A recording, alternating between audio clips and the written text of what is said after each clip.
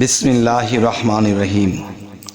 হে সমস্ত জগৎবাসী, আজ আমি শামীম আলী চিশতি আপনাদের সামনে যে ধরনের আলোচনা নিয়ে আসলাম, আপনারা একটু খেয়াল করে শুনবেন, কিন্তু রাগ করবেন না।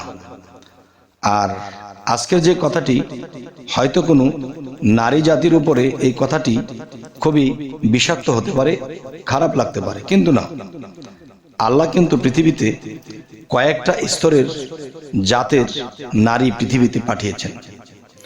আর এটি আমি কোরআন দিয়ে প্রমাণ দিতে পারবো, যদি আপনারা বলেন যে না, কোরআন দিয়ে বলাটাই ভালো। তবে দেখবেন একটি বিষয় হলো যে একজন নারী একজন পুরুষকে আদর ভালোবাসা দিতে দিতে দিতে দিতে আদর ভালোবাসা পেতে পেতে সেই স্বামীটা মারা যায়। আর সেই ভালোবাসা আদরের মধ্যে কি লুকিয়ে আছে? কাম লুকিয়ে আছে, প্রেম নয়। এমনও স্ত্রী লোক আছে যে সে কি করে, সে শুধু সে কামের আশায় থাকে, আর সে স্বামীর সাথে বিবাহের বন্ধন হওয়া মানে সে কাম বুঝে, এটাই সম্বল আর এটাই তার সবকিছু। এই কাম তত্ত্ব নিয়েই সে বেঁচে থাকে, অপেক্ষায় থাকে কখন স্বামী ঘরে ফিরবে। তবে আজকের যে আলোচনাটি অবশ্যই খেয়াল করে শুনতে হবে, আর না হয়তো বুঝবেন না। আর মেয়ে মানুষ বা নারী লোক যারা আছেন তারা যদি খেয়াল করে না শোনেন হয়তো আমাকে ঘৃণা করতে পারেন। তাই অবশ্যই সম্পূর্ণ আলোচনাটি না টেনে সুন্দর করে শুনুন। সেই বিষয়টি হলো, দেখুন যে একটি ভাষায় বলা হয় হস্তনী, পদ্মনী, নাগিনী, চিন্তামণি। এর মধ্যে তিনটা জাত মোটামুটি ভালোর দিকে। তবে হস্তনী, এতে পুরুষকে যত আদর করবে, যত ভালোবাসা দেবে, সমস্ত কিছুই লোভের বশে, কামের টানে, প্রেমের টানে নয়। আর চিন্তামণি এটার থেকে একটু দূরে থাকার চেষ্টা করে এবং চিন্তাশীল হয়, সংসারের উন্নয়নের চিন্তা করে, স্বামীর সুস্থতার চিন্তা করে। আর হস্তনী, সে এতই আদর এতই ভালোবাসা দেবে যা পেতে পেতে একজন স্বামীকে চিরতরে শেষ করে দিবে। স্বামী স্ত্রীর বহু আগেই সে ইন্তেকাল করবে। আচ্ছা, তাহলে হস্তনী, পদ্মিনী, নাগিনী, চিন্তামণি এই জিনিসগুলো চিনে তারপরে বিবাহ করতে হয়। তবে হস্তনী হস্তনী যদি পড়ে যায়, যেমন হস্তনী পুরুষ আছে, হস্তনী চিন্তাযুক্ত পুরুষ আছে, আচ্ছা নাগিন জাতীয় পুরুষ আছে, তাহলে জাতে জাতে যদি মিলে যায় তখন কিন্তু এখানে তেমন কোনো সমস্যা হয় না। আর যদি এদিক সেদিক হয়ে যায়, চিন্তামণির সাথে পড়ে যাবে আরেকটা, তাহলে কিন্তু বিপদের শেষ থাকবে না। হায়াত কমে যাবে, জ্ঞান বুদ্ধি হ্রাস পাবে, শরীর অসময়ে ডিস্টার্ব করবে, বিভিন্ন কিছু সমস্যা দেখা দেবে। আচ্ছা, তো এখন যে কথাটি বলবো যে এই জিনিসগুলো আমি কোত্থেকে পেলাম এবং আপনাদের সামনে পেশ করছি, এটা কি সঠিক না ব্যাঠিক, আসলে এর আমি কয়েকটা জাতের প্রমাণ দেবো ইনশাল্লাহ, অবশ্যই শুনুন। এখন যে কথাটি বলবো সেটি কোরআনের। দেখেন, নূহ আলাইহিস সালামের সময় যে একটি বিষয়, যে তার কিস্তি বানানোর জন্য যখন আল্লাহ হুকুম দিলেন, এখন কিস্তি বানাতে যে মিস্ত্রির প্রয়োজন, তারা কিন্তু বানাতে রাজি হচ্ছেন না বা এদিক সেদিক করছেন। তখন কিন্তু এমন কিছু ঘটনা ঘটেছে যে তার সাথে কথা দেওয়া হয়েছিল, তোমার যে মেয়ে আছে, মেয়েটা আমাকে বিয়ে দিতে হবে, তাহলে আমি তোমার কিস্তি বানাবো। তখন আল্লাহকে জানেন, আল্লাহ তারা তো এরকম কথা বলে, আর না হয়তো কিস্তি বানাবে না। তখন বলে যে তুমি রাজি হয়ে যাও। তখন দেখা যায় তার মেয়ে কয়টি হলো? 4টি মেয়ে হয়ে গেছে। কিভাবে?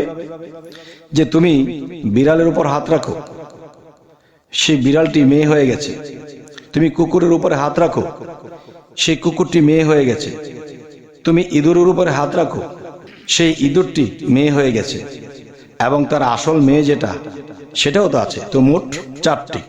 তো এখন কথা হলো, তখন তিনি যখন রাজি হলেন, যেই মিস্ত্রিরা বলেছে হ্যাঁ আমরা কিস্তি বানাবো, তার মধ্যে তার মিস্ত্রি ছিল 4 জন।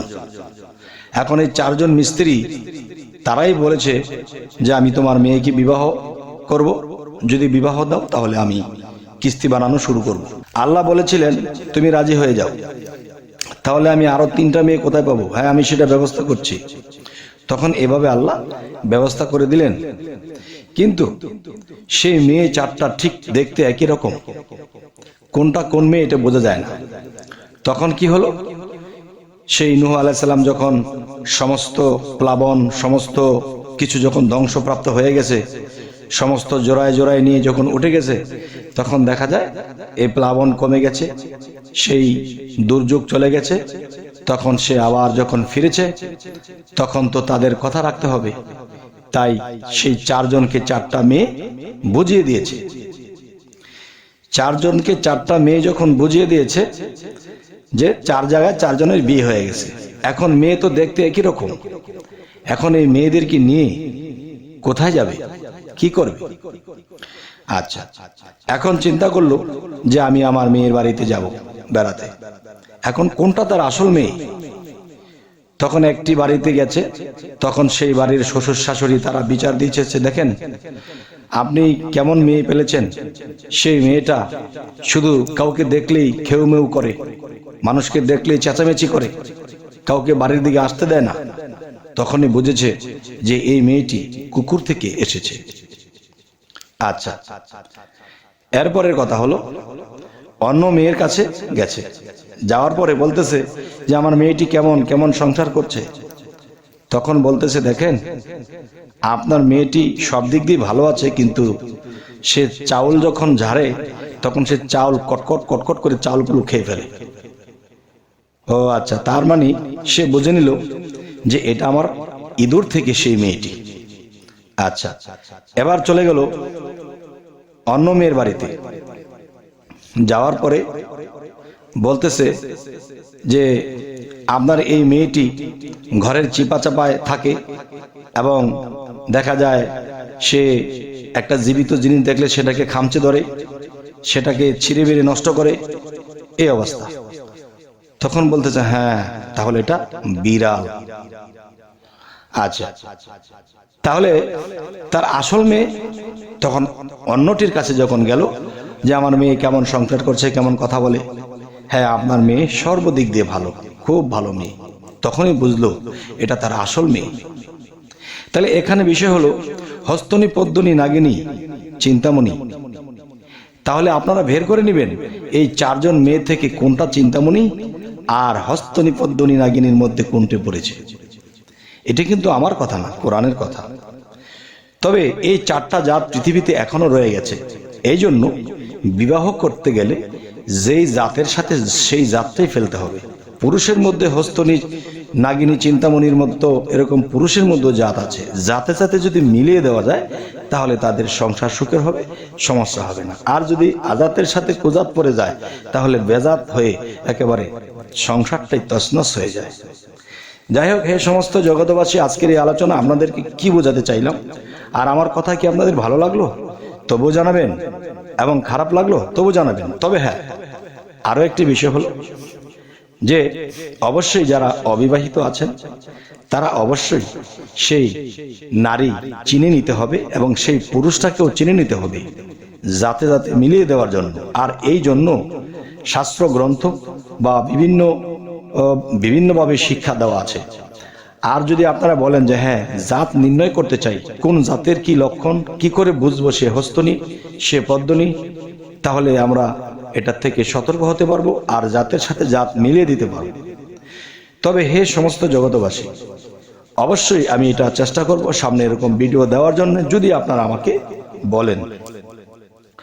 তবে আজকের আলোচনা এখানেই রাখবো। তবে আমাদের এই চ্যানেলের আলোচনা যদি ভালো লাগে তো অবশ্যই সাবস্ক্রাইব করে নেবেন, এবং পরবর্তীতে যেন ভালো আলোচনা দিতে পারি তো আমাদের ফেসবুক খুলে সেটাও ফলো করে নেবেন। সকলে ভালো থাকবেন। আল্লাহ হাফিজ।